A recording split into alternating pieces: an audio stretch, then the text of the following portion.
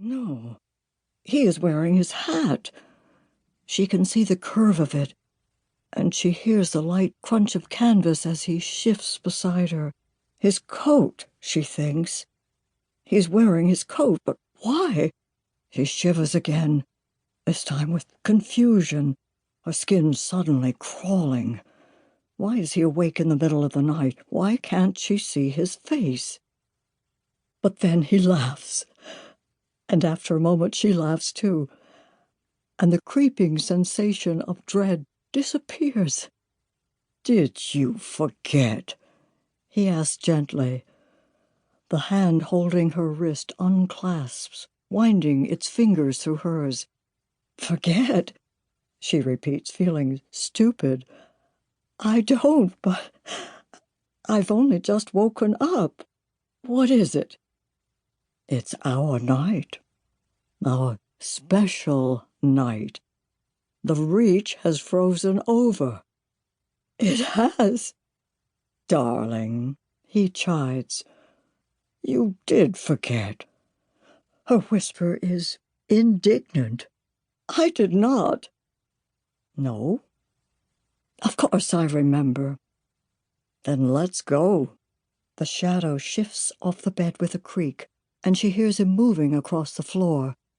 She slips her legs out from beneath the covers, setting her feet carefully side by side, curling her toes into the braided rug.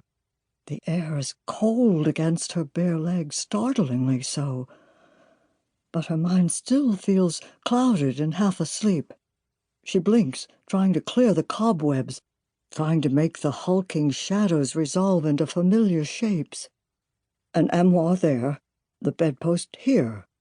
Her things, her room.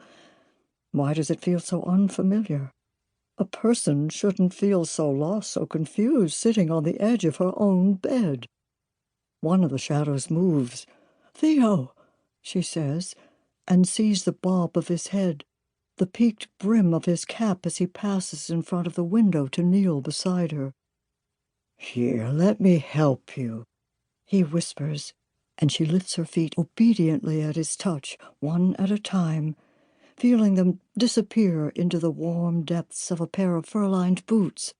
She feels his breath again as he tightens and ties the laces, this time against her bare legs, below the hem of her nightgown, and the heat rises in her face, not with embarrassment, but with anticipation. Their special night. Of course she hadn't forgotten. Not now. Not after so many midnight trysts that she knew the way by heart, stealing out in the black and bracing cold down to the water's edge.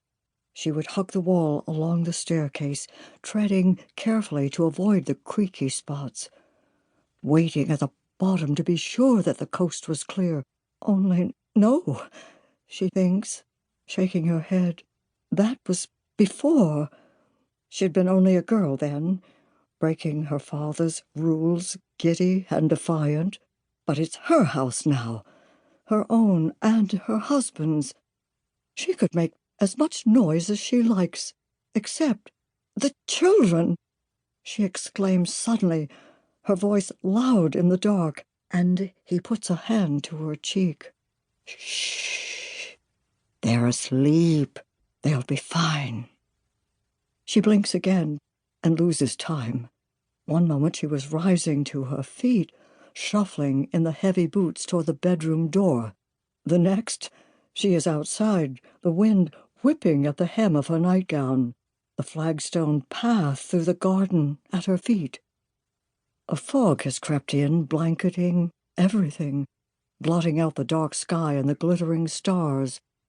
Only the moon is still visible, casting its bleak light as if through a veil.